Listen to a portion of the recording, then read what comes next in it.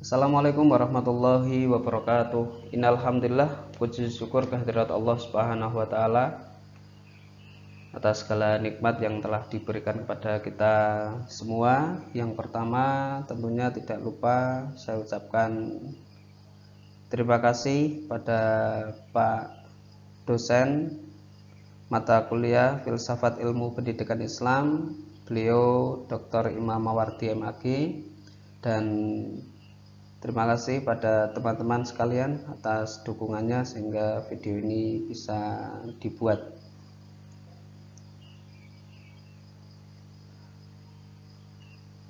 Perkenalkan, nama saya Gus Sukron Muhfatihin akan mempresentasikan tentang madhab esensialisme dalam perspektif filsafat Islam.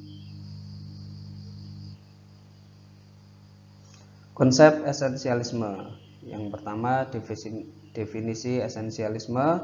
Secara etimologi, esensialisme berasal dari bahasa Inggris, yakni essential atau inti atau pokok dari sesuatu, dan isme berarti aliran, madhab atau paham. Menurut Bramel, bahwa esensialisme ialah aliran yang lahir dari perkawinan dua aliran dalam filsafat, yakni idealisme dan realisme. Aliran ini menginginkan munculnya kembali kejayaan yang pernah diraih sebelum abad ke-8 atau disebut The Dark Middle Age. Zaman ini akal terbelenggu, stagnasi dalam ilmu pengetahuan, kehidupan diwarnai oleh dogma-dogma gerejani. Zaman Renaissance timbul ingin menggantikannya dengan kebebasan dalam berpikir. Yang B, sejarah esensialisme. Esensialisme muncul pada awal tahun 1930. Aliran ini muncul sebagai bentuk reaksi atas pandangan progresivisme yang memberikan dasar berpijak pada pendidikan yang penuh fleksibilitas, di mana terbuka untuk perubahan, toleran, dan tidak terikat dengan doktrin tertentu. Aliran filsafat esensialisme adalah suatu aliran filsafat yang menginginkan agar manusia kembali kepada kebudayaan lama. Mereka beranggapan bahwa kebudayaan lama itu telah banyak memperbuat kebaikan-kebaikan untuk umat manusia. Yang mereka maksud dengan kebudayaan lama itu adalah yang telah ada semenjak peradaban manusia yang pertama-tama dahulu.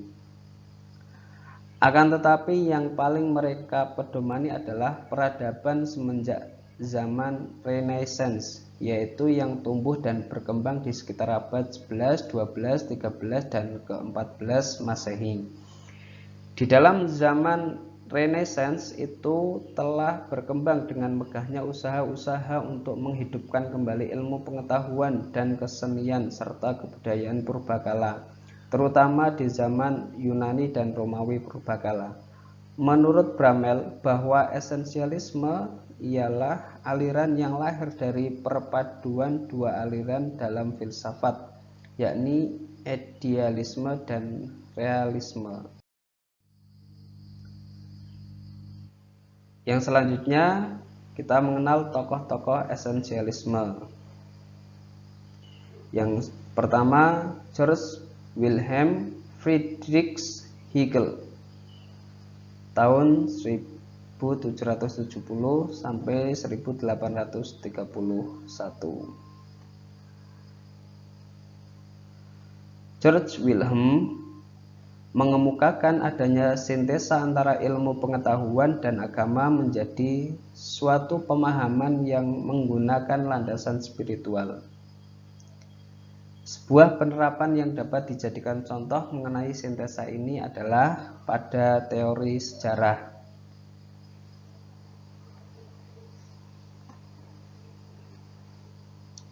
Yang kedua, George Santayana memadukan antara aliran idealisme dan aliran realisme dalam suatu sintesa dengan mengatakan bahwa nilai itu tidak dapat ditandai dengan suatu konsep tunggal, karena minat, perhatian, dan pengalaman seseorang menentukan adanya kualitas tertentu. Yang ketiga, Robert Maynard Hutchins. Perhatian Hutchins adalah tentang kelemahan kurikulum sarjana Amerika yang diserukan oleh penganut paham profesionalisme dan vokasionalisme atau kejuruan yang telah berhasil menguasai kurikulum sejak akhir Perang Dunia Pertama. Dia melihat kurikulum pendidikan tinggi seperti tanpa arah, tanpa prinsip tertentu, dan terombang-ambing dalam lautan konsumerisme dan anti-intelektualisme. Yang keempat, Desiderius Erasmus merupakan tokoh pertama yang menolak pandangan hidup yang berpijak pada dunia lain. Erasmus berusaha agar kurikulum sekolah bersifat humanistik dan bersifat internasional, sehingga bisa mencakup lapisan menengah dan kaum aristokrat. Yang kelima, Johann Amos Comenius. Comenius berpendapat bahwa pendidikan mempunyai peranan membentuk anak sesuai dengan kehendak Tuhan, karena pada hakikatnya dunia adalah dinamis dan bertujuan. Yang keenam adalah John Locke. Sebagai pemikir dunia berpendapat bahwa pendidikan hendaknya selalu dekat dengan situasi dan kondisi. Yang ketujuh, Johann Heinrich Pestalozzi. Sebagai seorang tokoh yang berpandangan naturalis, Pestalozzi mempunyai kepercayaan bahwa sifat-sifat alam itu tercermin pada manusia, sehingga pada diri manusia terdapat kemampuan-kemampuan wajarnya. Yang kedelapan, Johann Friedrich Froebel. Terhadap pendidikan, Froebel memandang anak sebagai makhluk yang berprestasi, kreatif, yang dalam tingkah lakunya akan tampak adanya kualitas metafisis. Karenanya tugas pendidikan adalah memimpin anak didik ke arah kesadaran diri sendiri yang murni, selaras dengan fitrah kejadiannya. Yang kesembilan adalah Johann Friedrich Herbert. Herbert berpendapat bahwa tujuan pendidikan adalah menyesuaikan jiwa seseorang dengan kebajikan dari yang mutlak dalam arti penyesuaian dengan hukum-hukum kesusilaan, dan inilah yang disebut proses pencapaian tujuan pendidikan oleh Herbert sebagai pengajaran yang mendidik. Yang selanjutnya kita membahas tentang kelebihan dan kelemahan esensialisme. Kelebihan esensialisme. Yang pertama, esensialisme membantu untuk mengembalikan subjek matter ke dalam proses pendidikan, namun tidak mendukung perennialisme bahwa subjek matter yang benar adalah realitas abadi yang disajikan dalam buku-buku besar dari peradaban barat. Yang kedua, esensialisme berpendapat bahwa perubahan merupakan suatu kenyataan yang tidak dapat diubah dalam kehidupan sosial. Mereka mengakui evolusi manusia dalam sejarah, namun evolusi itu harus terjadi sebagai hasil desakan masyarakat secara terus-menerus. Perubahan terjadi sebagai kemampuan intelijensi manusia yang mampu mengenal kebutuhan untuk mengadakan amandemen cara-cara bertindak, organisasi, dan fungsi sosial. Yang selanjutnya, kelemahan esensialisme. Menurut esensialis, sekolah tidak boleh mempengaruhi atau menetapkan kebijakan-kebijakan sosial. Hal ini mengakibatkan adanya orientasi yang terikat tradisi pada pendidikan sekolah yang akan mengindoktrinasi siswa dan menyampingkan kemungkinan perubahan.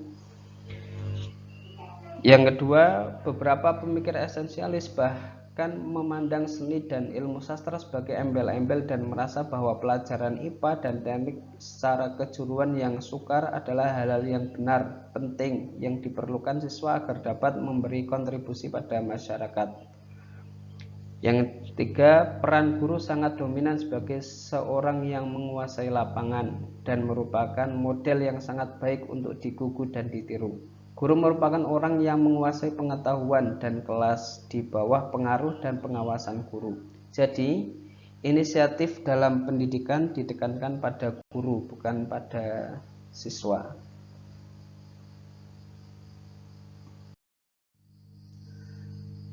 Yang selanjutnya kita membahas tentang konsep filsafat pendidikan esensialisme dan filsafat pendidikan Islam.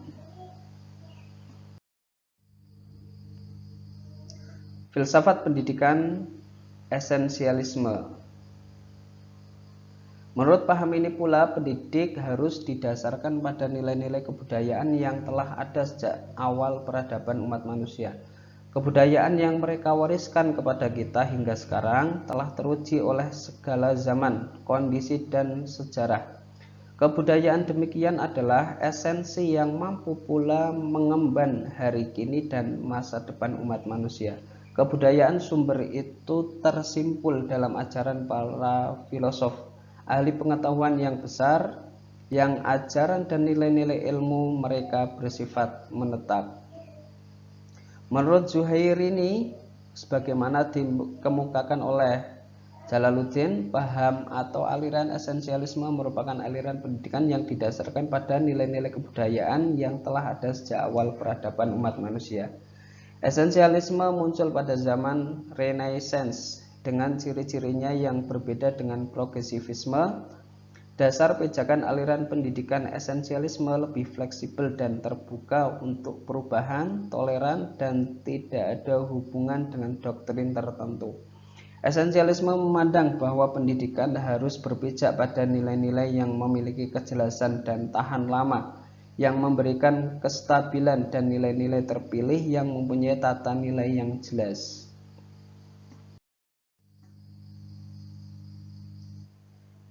Yang selanjutnya, filsafat pendidikan Islam. Ada beberapa definisi filsafat pendidikan Islam yang dikemukakan oleh tokoh Islam. Di antaranya Umar Muhammad Al-Taumi Al-Syaibani dalam buku Zainuddin yang mengatakan bahwa filsafat pendidikan Islam tidak lain ialah pelaksanaan pandangan filsafat dan kaidah filsafat Islam dalam bidang pendidikan yang didasarkan pada ajaran Islam. Lebih lanjut, agar filsafat pendidikan Islam dapat memperoleh faedah, tujuan-tujuan, dan fungsi-fungsi yang diharapkan, maka filsafat harus diambil dari berbagai sumber. Tokoh lainnya adalah Muzayyin Arifin yang mengatakan bahwa filsafat pendidikan Islam pada hakikatnya adalah konsep berpikir tentang kependidikan yang berlandaskan ajaran-ajaran agama Islam tentang hakikat kemampuan manusia untuk dapat dibina dan dikembangkan serta dibimbing menjadi manusia muslim yang seluruh pribadinya dijiwai oleh ajaran Islam. Islam memiliki landasan yaitu Al-Quran dan hadis yang dapat dijadikan sebagai rujukan dalam proses bimbingan dan pembinaan agar manusia menjadi orang-orang yang taat dalam menjalani kehidupan di dunia. Karena akal yang dimiliki difungsikan untuk berpikir sesuatu tentang pendidikan yang sesuai dengan sumber utama yang telah ditinggalkan kepada manusia. Esensialisme dan pandangan filsafat pendidikan Islam. Esensialisme dalam permulaannya telah meletakkan ajarannya dalam hal-hal berikut. Yang pertama, berkaitan dengan hal-hal esensial atau mendasar yang seharusnya manusia tahu dan menyadari sepenuhnya tentang dunia di mana mereka tinggal dan juga bagi kelangsungan kehidupannya.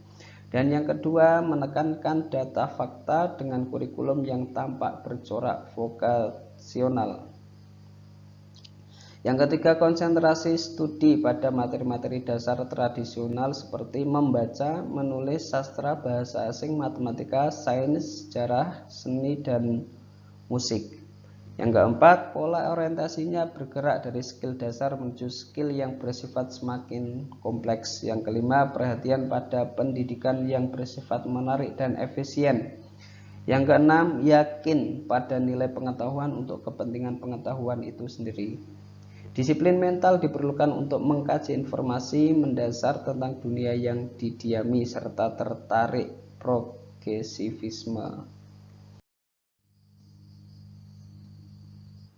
Selanjutnya, pandangan Islam jelas berbeda dengan paham esensialisme, di mana Islam lebih cenderung untuk menegaskan perpaduan antara kemampuan kejiwaan dan kenyataan materi sebagai realita merupakan sumbernya. Dalam tanda kutip mengetahui manusia yang keduanya merupakan dalam tanda kutip kebenaran merupakan ukuran proses hidup manusiawi, bukan ilahi. Kebenaran yang hakiki hanyalah Tuhan sendiri, dan kebenaran hakiki inilah yang menciptakan segala kenyataan alami dan manusiawi dengan diberi mekanisme hukum-hukumnya sendiri. Bila Tuhan menghendaki, mekanisme itu bisa diubah menurut kehendaknya. Pandangan filsafat pendidikan Islam terhadap konsep esensialisme terdapat perbedaan di antara dalam konsep Tuhan, manusia sebagai makhluk, dan alam lingkungan. Dalam pandangan filsafat pendidikan Islam, semuanya telah terangkum dalam konsep dasar Islam, yaitu Al-Quran dan hadis, serta pemikiran para ahli dan tokoh ulama Islam. Jadi kesimpulannya, rumusan, ide, dan gagasan mengenai kependidikan dari luar Islam bisa saja diterima apabila terdapat persamaan dalam prinsip atau paling kurang tidak bertentangan. Demikian materi yang bisa saya sampaikan. Terima kasih atas perhatiannya. Kurang lebihnya saya mohon maaf yang sebesar-besarnya. Saya akhiri. Wassalamualaikum warahmatullahi wabarakatuh.